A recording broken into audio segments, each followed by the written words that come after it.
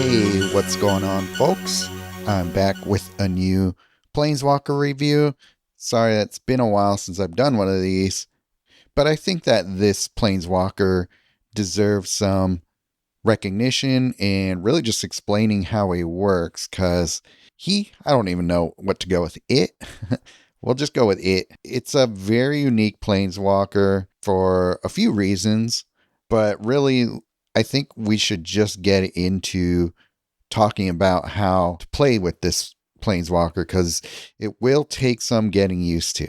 So let's look at the stats. 106 hit points, it is a little low, especially in this day and age when we're getting Planeswalkers that exceed 140 slightly more regularly. The mana bonuses are pretty flat, but, respectable +2 on everything is actually okay enough to get by. There are ways, obviously, to increase that mana bonus, and we'll get into that later when we talk about deck building. The -99 on the loyalty is probably going to make people think, what's going on there? So we really got to talk about that before I can really talk about whether or not you should pick them up or it up. I don't know. I'm probably just going to either say he or it. But yeah, also, let's talk about deck limits here. 6 creatures, 4 spells, 9 supports. I don't know why the designers of this game insist on having a low amount of spell slots for colorless planeswalkers. Is it some sort of balancing because they think that it would be overpowered to be able to use any type of spell? I don't know, because they tend to give us a lot of overpowered planeswalkers without spell restrictions, and they're still fine. So I don't know. 9 supports is good. I personally never found a deck that really needed me to use 9 supports, but it is a colorless planeswalker, so the ability to use any type of support is definitely a positive. So when we talk about deck building here, it's probably not going to be a big issue. So normally I save the passive for later, but this is such an integral part of using this planeswalker that we just really got to get into it right away. The Aetherspark can't gain loyalty from loyalty gem matches. There's that -99 on the loyalty, which I wonder if you somehow are able to match more than 99 loyalty gems in a turn, will you be able to gain loyalty the next time? I doubt it, but it is kind of funny to think about. If you don't control a creature with the holding the Aetherspark emblem, your first creature gains the holding the Aetherspark emblem. If you don't control a creature with the holding the Aetherspark emblem, your first creature gains the holding the Aetherspark emblem. At the beginning of your turn, if you don't control a creature with the holding the Aetherspark emblem, you can't activate loyalty abilities. So that's weird, right?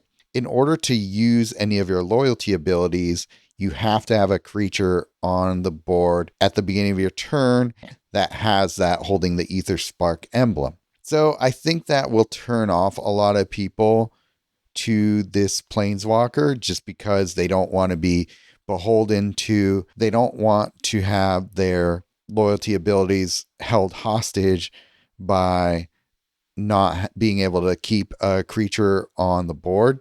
In my experience, it hasn't been nearly as big of an issue as I maybe thought it would be. I think it's going to be one of those things where you might just run into the wrong type of deck that just completely does not let you keep creatures on the board, and you might struggle from there. So my advice when you're using the Aetherspark is try and come up with a win con that doesn't completely rely on creatures, even though your loyalty abilities will. So what are the abilities that are so locked behind this restriction here? We got Hands of Uncertainty. Ability 1 is 0 loyalty cost. So that's really interesting. So you don't actually have to match loyalty gems to be able to use loyalty abilities. So that's kind of an interesting way of thinking about how to build around them, and kind of kudos to the designers for thinking outside the box here. But anyhow, your first creature gets +2/+0 until end of turn. When your first creature deals combat damage, this turn gain X loyalty. X is the damage dealt that way, up to 10. So this is important. This ability costs nothing. And I will say right now, spoiler alert, the other ones don't cost loyalty either. But this is the one you're going to use the most, because it's really the best way to gain loyalty so that you're able to use your other abilities. You still need loyalty built up, even though they cost 0 loyalty, and we'll get to why when we get to the third ability. If we just look at this independent of why you need to use this ability, it's not very good at all. Your first creature getting a buff of +2/+0 is not much, and you're going to have to do things to make that buff larger, like by proliferating, for example, for it to really mean much. So the ability is really only there to serve the function of gaining loyalty. So that's really awkward, and it doesn't make a lot of sense until you start playing with it. But once you get the hang of it, you kind of get in the right rhythm of using it. But it will take you a while to even get used to playing a Planeswalker this way. Ability 2, Today This Ends, also costs 0 loyalty. Draw a card and destroy an opposing Vanguard support. If you do, gain X loyalty and lose X life. X is half that card's mana cost rounded up. This unfortunately is a very situational ability because, yeah, it's nice to draw a card. That's all right. But you're only going to be able to gain loyalty if you destroy an opposing Vanguard support. And really right now, there's not a lot of players using a lot of Vanguard. So until we get some really kind of overpowered Vanguard supports like we've had before rotation, you're probably not going to be able to rely on this ability to gain your loyalty. But then again, you end up not losing life too. So it's kind of weird. They put so much restrictions on this ability for it to not really be able to be used very much. So not a very good ability on its own either. So it's the one I use the least for sure. And Start Again, ability 3, 0 loyalty. This is where he gets more interesting, and it is the reason to use this Planeswalker. So it costs 0 loyalty, but you're still going to spend all of your loyalty because you're going to apply effects based on the amount spent. So 10 or more, you destroy the first opposing creature. Nice untargeted removal. You got 15 or more loyalty, you destroy a random opposing support. That will definitely help against, Assimilation, Aegis, and cards like that. 20 or more, gain 20 mana. And this is the reason I use this ability more than anything else, is that gain of 20 mana for no consequence really comes in handy a lot. And it's definitely got me into cards that I needed to play. So it really helped out a lot in that regard.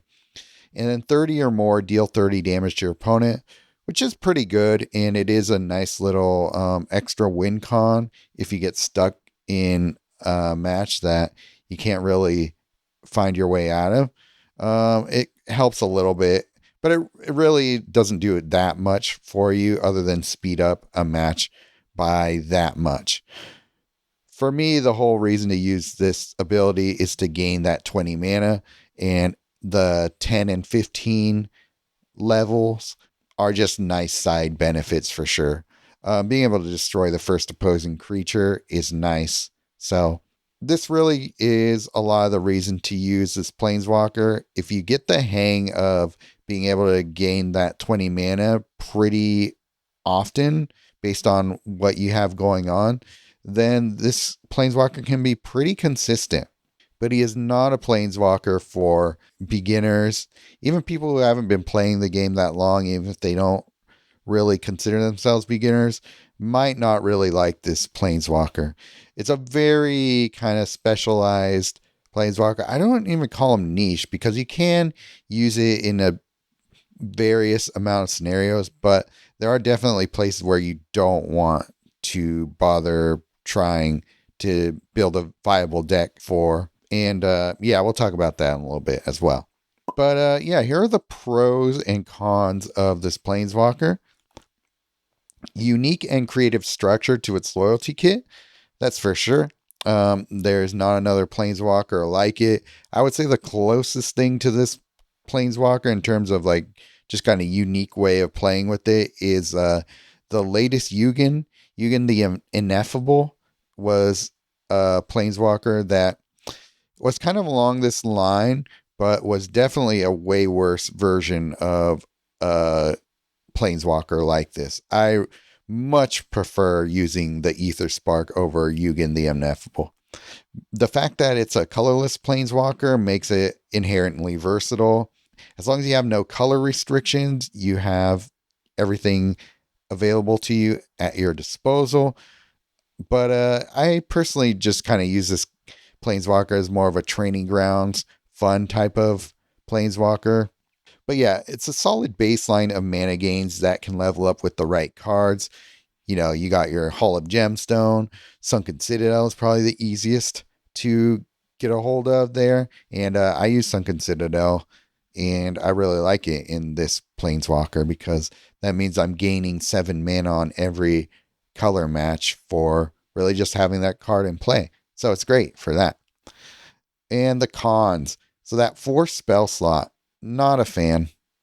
This means that I can't build certain types of decks that I would really want to do so in a colorless Planeswalker, but they keep giving us these colorless Planeswalkers that have 5 spell slots or less, and I'm getting sick of it. I really want a colorless Planeswalker with like 7 or more spell slots. I think that's my preferred thing to try here, but I can't do it because they won't give it to us. Loyalty abilities rely completely on creatures. You can't even use your loyalty abilities or gain loyalty unless you have a creature with the Aetherspark emblem on it. So it is kind of an interesting way of thinking outside the box when it comes to a Planeswalker that's actually an item. So if you think of it in that way, where you are the Planeswalker who is holding this thing that kind of makes you into a Planeswalker. So you can think of it in that way, where the creature kind of is the Planeswalker. So that's a little weird, but it is kind of clever. And I got to give them props for trying that. And then also, this isn't that big a deal, but you do start with a relatively low life total. I haven't found it to be that big of an issue, but there are times where when you finish a match, you're like, how did I get so low? It's like, oh, I forget that 107 hit points is really not that much. So there you have it. I personally just like to have fun with this Planeswalker. I don't think I'll ever really use it for serious coalition events because or really any serious ranked events, because the fact that you're so tied to creatures to be able to use your loyalty abilities makes it a little bit unreliable. You just never know what you're going to run into. If you run into those creature removal heavy decks, then you're pretty much screwed for the most part, unless you build in a lot of things to mitigate that risk for you. So it might not be something you really want to do when the stakes are high. So instead, I have some really fun kind of training grounds decks that I love playing. And yeah, I kind of like to go to this Planeswalker a lot in training grounds because I just have a good time with these decks. And they're pretty easy to pilot once you understand how to use this Planeswalker. So let me show you how those work. Okay, here's the first deck that I like using for them. And it revolves around my creatures getting large and then hitting them with full throttle for a kill shot. Sometimes it works really quickly. Other times it takes a little bit of setting up. But the main gist of it is trying to grow Mossborn Hydra with a bunch of landfalls because it grows out of control if you just keep landfalling. There are a handful of cards here that help with the landfalling. Omen Path Journey and Sunken Citadel together. When this support enters the board, exile the first 4 land cards from your library. When this support loses shield, return the first land from your exile into play under your control, then reinforce that card. At the beginning of your turn, the support loses 1 shield. So, Sunken Citadel, whenever I match the Omen Path Journey's support, this comes in, converts 7 gems to the most present color on the board.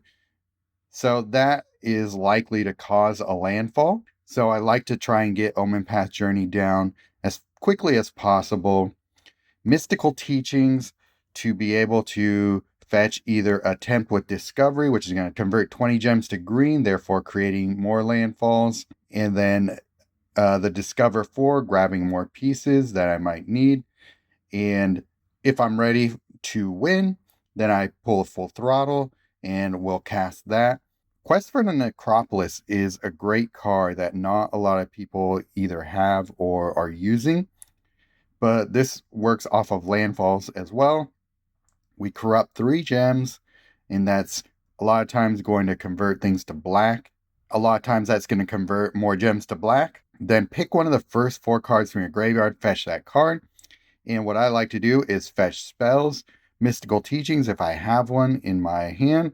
If I have one, Mystical Teachings if I have one in the graveyard. So that makes it a lot easier to grab another Template Discovery and just really anything that I want to take out of the graveyard for myself. Requisition Raid, it's here as my only removal because, you never know. You might run into an Assimilation Aegis or Rakdos that you need to get out of the way before you can really get things going, so it's good for that. Railway Brawler, one of the best cards to grow because the Mossborn Hydra, if you grow it, put a Railway Brawler into play and then another Mossborn Hydra, you get to take all that power and put it into this guy, so that's great. Galta is a nice big body to fuel Full Throttle, and it's going to be creating more landfalls when we're converting 15 gems to green when it comes into play. So sometimes it takes a little bit of setup to get going, but a lot of times it wins pretty quickly. So I like this deck. There's not a lot of strategy involved with it. Just get Hydra on the battlefield, play as many conversion cards as you can after you do that, and you should be winning pretty quickly with a Full Throttle at the right time. Okay, on to the next deck. Okay, this might be my favorite Training Grounds deck right now. Okay, this might be my favorite Quick Battle deck right now because it centers around Temet, Noctimon's Will, which is an amazing new creature. It is a zombie wizard with Menace and Vigilance. 12 mana, 4/4 zombie wizard. When your first creature attacks, draw a card, then gain 7 mana. When you draw a card, reinforce all zombie creatures you control. So this card grows so quickly because when I first got it, I didn't read that. I just assumed that this card only keeps its reinforcements until end of turn, but it's actually permanent. And so when you're reinforcing anything with it, the reinforcement will... So when you're reinforcing this by drawing cards, that reinforcement stays. And so it grows quickly if you have any sort of card draw in your deck. So we're doing things to help that reinforcement grow as much as we can. We've got Doubling Season. When a non-token creature you control is reinforced, reinforce it twice instead. When a creature you control is buffed, that creature gets +1/+1 for each of its reinforcements. So we are reinforcing this card twice whenever we draw a card with Doubling Season. And currently it seems like Doubling Season is bugged in that it will double the reinforcements already on Temet. So it grows so fast. It is ridiculous. So this deck wins alone from just those 2 cards. But we have so much to help supplement that, we got Zul, Ashur, Lich Lord. At the beginning of your turn, your opponent loses X life. X is the number of zombie creatures you control, including their reinforcements. So this was just kind of a minor benefit when I was using it without Temet and Doubling Season. But this actually gets pretty large when you play these two creatures. When you play these cards together, you're actually going to be reinforcing your zombie creatures so much that you're going to be making them lose a significant amount of life. So it's really cool that way. But really, this is why I like this card in here. At the end of your turn, return the first creature card from your graveyard to the battlefield under your control. That creature gains the zombie subtype. So a lot of times, I'm just going to be able to fetch my Temet or my Zul. And since they're already zombies, it doesn't really matter that much. But my other creature, making it a zombie, means that I can reinforce it whenever I draw a card as well. So we'll talk about that. And we are using Aurelia, the Law Above. I'm using the sweet alt art one, but I'm sure you have the original. When a creature you control attacks, draw a card, then deal 6 damage to the first opposing creature and gain 6 life. So I love Aurelia for that purpose of drawing a card. It's nice that it has a little bit of creature damage built into it and some gain life. But really, it's about the card draw, because when you have all three of these creatures attacking, you're going to be reinforcing your creatures that many times. And if you have Doubling Season down, you're going to be increasing those reinforcements. So by the time you're done with all three of your creatures attacking and you have Doubling Season down, you would have reinforced all your creatures 6 times. So really awesome synergy between these 3 creatures. And yeah, it just really wins battles quickly for you. The rest of these things are just kind of supplementing what we have already got going on. I had Knowledge is Power in here before, but I found it to be overkill. I didn't really need it and Doubling Season in here. But if you only have one or the other, that's the route I would go. So instead, I put in Assemble the Players, because it's just an easy way to get my pieces out of my library and into play. Just a solid, amazing card. We got Quest for the Necropolis in here too. We're not going to be landfalling that much, but it's nice to have in here just in case we want to be able to grab some of our pieces that we put into the graveyard because of Breach the Multiverse. Breach is one of the best cards to get out first. If you can draw into a Mystical Teachings early on, play it into a Breach the Multiverse, get your Zul Ashur on the board, and then Zul will pull either the Temet or the Aurelia out from your graveyard. So it's a quick way of getting things out into play if you aren't able to get Assemble the Players out first. And then Tempt with Discovery, Quest for the Necropolis are really good together, as you saw with the other deck. So this deck is so fun. It wins so quickly, and it's just one of my go-tos. So if you're able to build it, I hope you enjoy it. Let's get into grades now. All right, let's get into it. Max hit points, not that impressive. It's fine. I didn't find it to be too big of a hindrance, but I would have liked to see a little bit more hit points. C+. Mana spread. It's a decent baseline to start with, but playing things like Sunken Citadel or Hall of Gemstone really improve the amount of mana you get off of mana gains. But honestly, it wasn't that bad. So I'm giving it a B-. Ability 1, it's pretty lackluster on its own. It's really there to fuel the other ability.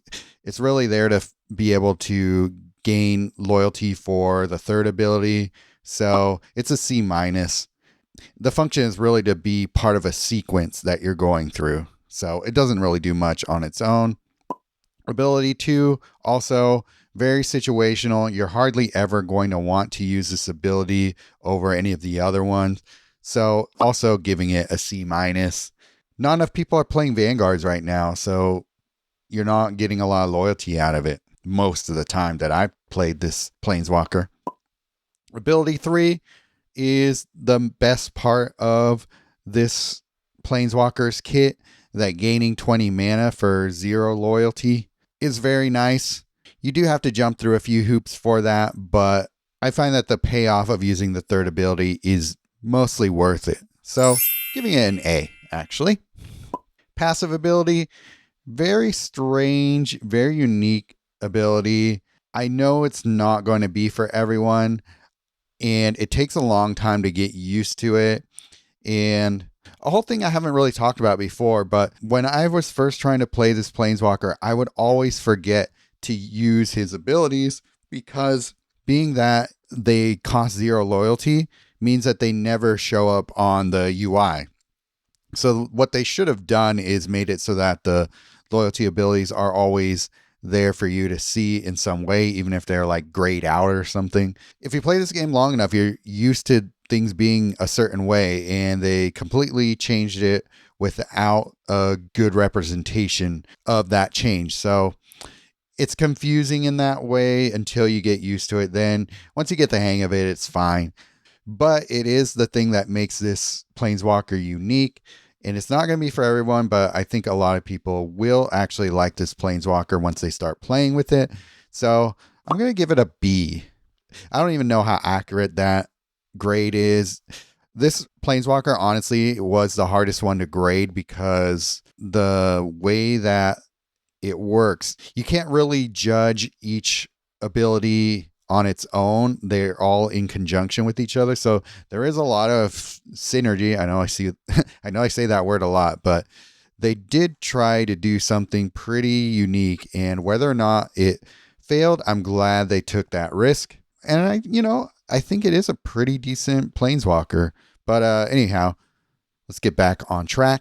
Versatility, it's colorless, but it also only has 4 spell slots, which is really disappointing because that really cuts down on the versatility that you would otherwise have with it being a colorless Planeswalker.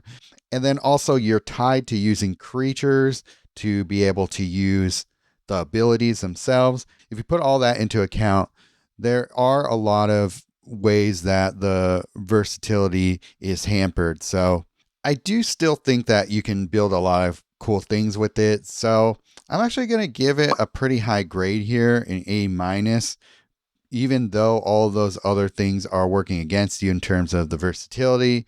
I found myself being able to build a decent amount of decks that I liked. Card utility, the lack of spell slots really hurts here, and the fact that you need creatures to use the abilities brings it down a notch.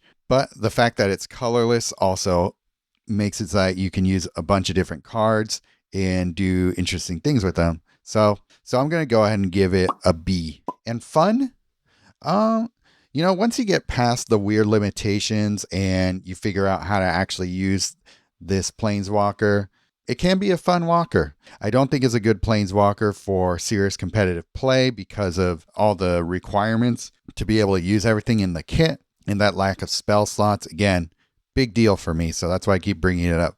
However, I think this is a solid quick battle Planeswalker that you can make a lot of funky builds with and have a good time. So I'm going to give it a B. So where does that actually leave the final grade? For me, it's a B-.